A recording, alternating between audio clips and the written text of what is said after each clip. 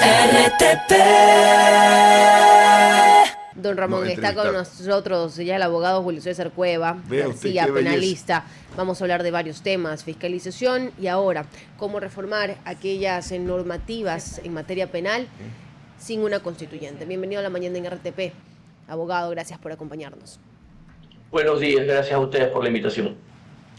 Doctor, empiezo por esta última idea que ponía sobre la mesa, ya sin una constituyente en firme, ni tampoco como propuesta a futuro. La consulta es, ¿los cambios que quería hacer el gobierno se deben nuevamente retomar y llevárselos a la Asamblea Nacional? ¿Y cuál de estos serían los principales? Porque siempre se habló del garantismo que había hacia aquellos que cometen los delitos más atroces, pero ¿cuáles serían los cambios que tendría que hacerse en materia penal, por ejemplo, y que usted dice, esto es materia pendiente? Lo primero que hay que entender es que en la realidad el problema del Ecuador no es un problema de normas, es un problema de gente. Usted puede tener las mejores normas, pero si quienes las tienen que aplicar e interpretar pues están torcidos o corrompidos o no conocen y no entienden, ese resultado no va a ser el mejor. Ahora, en cuanto a cambios, obviamente hay que hacerlos. Lo que tiene que hacer el gobierno primero es tener un plan, saber a dónde quiere ir, porque es la única forma en que usted va a saber cuándo ha llegado. Primero que el gobierno tiene que saber qué quiere cambiar, materia laboral, materia penal, materia económica. En base a eso, cuando tenga la lista de aquellos tópicos que la Constitución tiene que le impiden a criterio del gobierno poder desarrollar su plan, si es que lo tiene, una vez que conozca eso, entonces reunir a gente que le diga cuál de todos esos cambios necesarios y en qué sentido lo quiere hacer, son por consulta, por referéndum, por constituyente. Y aquellos que no requieran un constituyente, irlos implementando poco a poco. Creería que si se hace eso y se hace bien, el gobierno puede en un momento dado, aquello que no pueda pasar, sino solo por una constituyente, retomarlo en una nueva constituyente o en una que ya no iba a haber, pero que pudiera haber a futuro, porque el gobierno no te impidió de volverlo a intentar. No se olvide usted que hace, ¿qué serán? Un par de años, el señor Lasso preguntó sobre la extradición y la gente le dijo que no, pero cuando el señor Noboa lo preguntó 2 años después, la gente dijo que sí. Entonces la puerta de la constituyente a futuro no está cerrada, pero primero la gente va a tener que ver que en cuanto a cambios que no requieran una constituyente se hacen, sean cambios buenos, sean cambios serios, y probablemente se recupere la confianza en las personas. En materia penal va a ser un poco difícil el tema, porque básicamente en materia penal la Constitución establece derechos y la Constitución prohíbe la regresión de derechos. De tal manera que eliminar la prisión preventiva y convertirla en prima ratio y no en última ratio no se puede. Convertir la prisión preventiva en ciertos delitos como una prisión preventiva oficiosa tampoco se puede, porque la Corte Interamericana ya sancionó en 2024 y 2025 a México por hacer esto, dijo que era contra la convención porque violenta el principio de inocencia. Y así muchas cosas más van a ser un poco difíciles de cambiar si es que no hay una constituyente. Pero lo que hay que hacer entonces es mejorar la aplicación de la ley, porque no siempre la ley tiene un problema, repito, el problema es generalmente de personas, y ahí requiere usted la colaboración, porque esto tampoco es cuestión solo del presidente o solo del Ejecutivo, usted requiere el Consejo de la Judicatura, de la Fiscalía, de las Cortes, y sobre eso nos hablaron de una depuración y todavía de una emergencia y todavía no hemos visto nada. Creo que hay que empezar por ahí, porque a nivel normativo, específicamente por ese lado, va a ser un poco complicado por la prohibición expresa de regresión de derechos. Abogado Cueva, y en ese sentido le pregunto, si el problema de alguna manera radica en lo institucional y la fragilidad institucional que existe y la locución constante de crisis de emergencia en estos sistemas, la constituyente, ¿qué pudo haber, en un hipotético caso, qué pudo haber traído en positivo, sobre todo porque, le pregunto, esta constitución permite generar enmiendas y reformas, como usted sabe, y se ha reformado 29 veces desde que entró en vigencia? Entonces, en ese sentido, por ejemplo, lo que se comentó sobre las dinámicas de salud pública, lo relacionado a condiciones laborales, lo relacionado incluso a la ocupación de bases, no ocupación, a la presencia de bases militares extranjeras en el país, que entiendo que hay una condición de cooperantes que sí se puede realizar. Entonces, todas estas situaciones que de alguna manera podían enmarcar la visión hacia donde se dirigiría la nueva Carta Magna en el caso de que la Constituyente hubiese dado afirmativo el voto. Le pregunto, ¿Todo eso se puede hacer actualmente o realmente se requería pasar por el proceso que pretendía hacer el gobierno central? No, yo creería que sí se puede hacer. Parte de los derechos era difícil, incluso con una constituyente, porque quien leyó el dictamen de la Corte avalando la constituyente dice claramente al final que no se pueden violar convenios internacionales en materia de derechos humanos. Ya con eso le saldó el problema al respecto de vamos a cambiar todas estas normas de garantías, este exceso de garantismo. No se podía, ni siquiera con la constituyente, en los términos en que el gobierno hubiera querido y más o menos se entendió que lo quería hacer. Salvo que se hubiesen declarado de pleno poder cuando la Corte dijo que tampoco podía ser de pleno poder. Respecto a los demás temas, yo creería que sí, por eso decía al principio, aquí lo que hay que hacer es la lista de aquellos cambios y en qué materia se quieren hacer, compararlos con la Constitución y los dictámenes de la Corte y determinar si es que requieren o no una constituyente. Y si no la requieren, entonces ir por ese lado. Por ejemplo, lo de las bases militares no se va a poder cambiar en la Constitución, pero hay convenios en materia de seguridad firmados con Estados Unidos, entiendo que más de uno, que pudieran implementarse y que no pasan necesariamente por tener una base. Pero usted necesita dos cosas que, en mi opinión, el gobierno no tiene: gente y un plan. Y si usted no tiene un plan, no sabe a dónde quiere ir, por lo tanto nunca sabrá cuándo ha llegado. Y si no tiene gente, ¿cómo llega? Mientras eso no cambie, desgraciadamente, pues las mejores ideas no se van a poder plasmar en ningún texto, ni siquiera en una ley. Y ya lo vimos, porque el gobierno se le bajaron 3 leyes, si no me equivoco, la Corte Constitucional, justamente por la falta de gente que conozca y sepa que esto realmente no iba a tener ningún filtro por la Corte Constitucional. Doctor Cueva, en el tema de la justicia, y eso quería abordarlo con usted, ¿cuál sería la solución realmente, ¿no? Yo le voy a dar el beneficio de la duda, cuando menos a un número pequeño, pero existente al fin, de jueces honestos, pero que evidentemente en algún momento, cuando no otorgan una medida sustitutiva, peligra su vida, porque estamos en la ley de Pablo Escobar, pues no, plata o plomo, ¿qué quiere usted?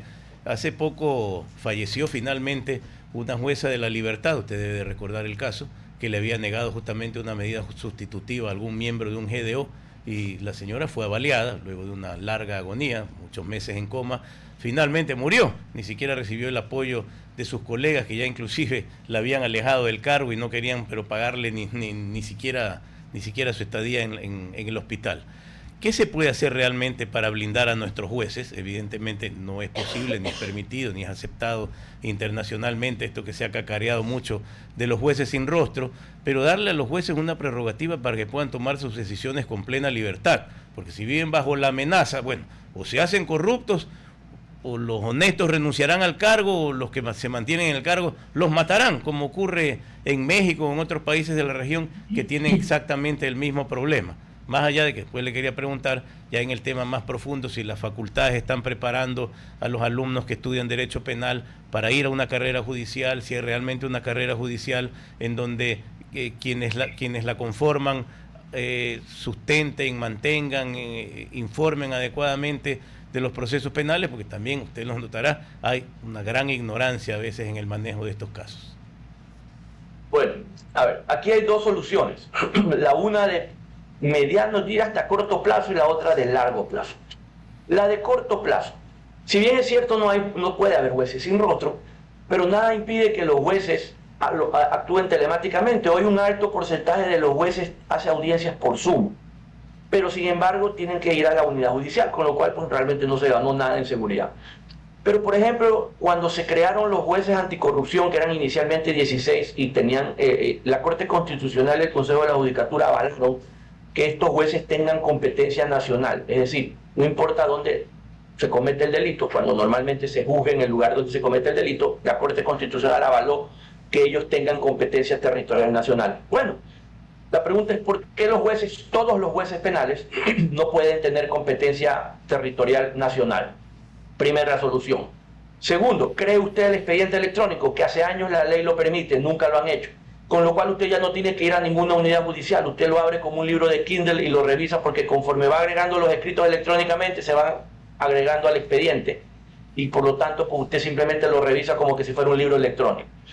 Tercero, si usted crea las salas de audiencia en el metaverso, usted ya no necesita ir a ninguna unidad judicial. Entonces usted tiene el juez, que probablemente está en Zamora Chinchipe, el fiscal que a las finales está en Manta, pero el caso es de Guayaquil. Pero nadie sabe dónde están ellos porque simplemente los podrá ver y contactar únicamente a través del metaverso, es decir, virtualmente. No necesita ir a ninguna unidad judicial porque usted se mete con una clave del expediente y lo puede revisar. Entonces, si usted no tiene cómo localizar al juez porque no sabe dónde está y además no está en la misma provincia del delito, el fiscal está en otra provincia distinta del juez, no se diga el secretario, los abogados y las partes, es más difícil localizarlo, es más difícil corromperlo, pero además es más difícil matarlo. Pero son soluciones que pasan simplemente por tener algo de ideas, por así decirlo.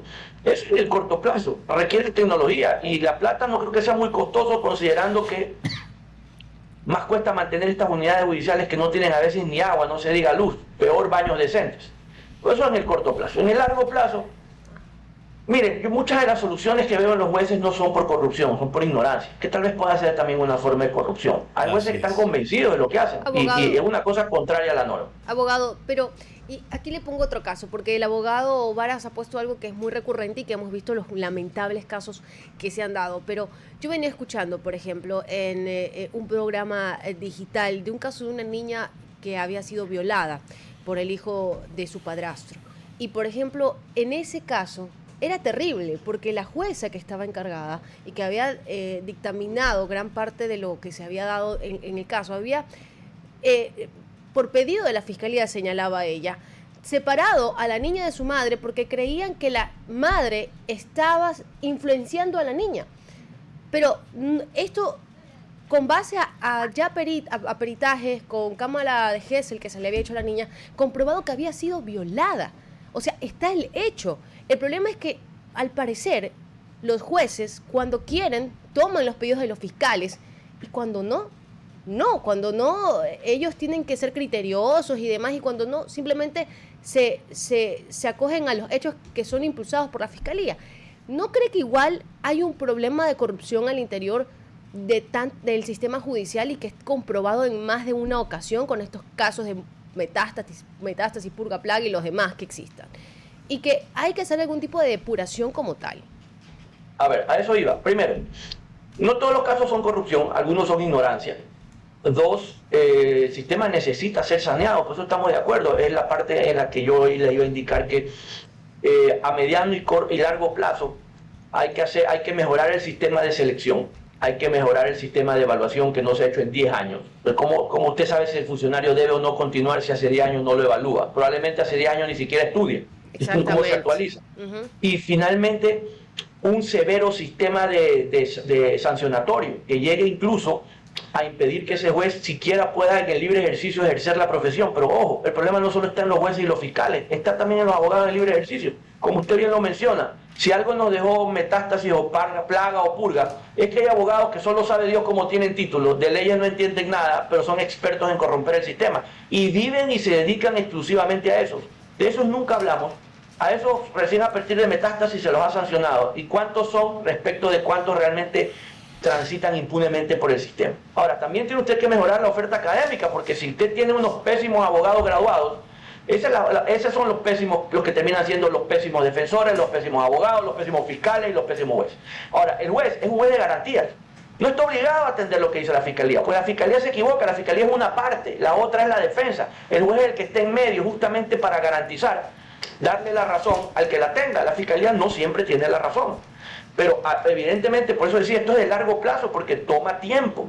Por ejemplo, hay jueces que están impunemente y lo siguen haciendo. ¿Por qué? Porque nadie los sanciona. ¿Por qué nadie los sanciona? Porque los que están en las direcciones disciplinarias no tienen idea de lo que es el derecho administrativo sancionatorio. Entonces, si usted no sabe cómo funciona, ¿cómo puede dar buenos resultados? Por eso el problema de la justicia tiene que arreglarse en medidas de corto, mediano y largo plazo. Pero hay que entender que esto toma tiempo. Doctor Cueva, gracias por habernos acompañado en la mañana en RTP y haber hablado de estos temas con nosotros. Muy amable. Gracias a ustedes, que tengan un buen día. RTP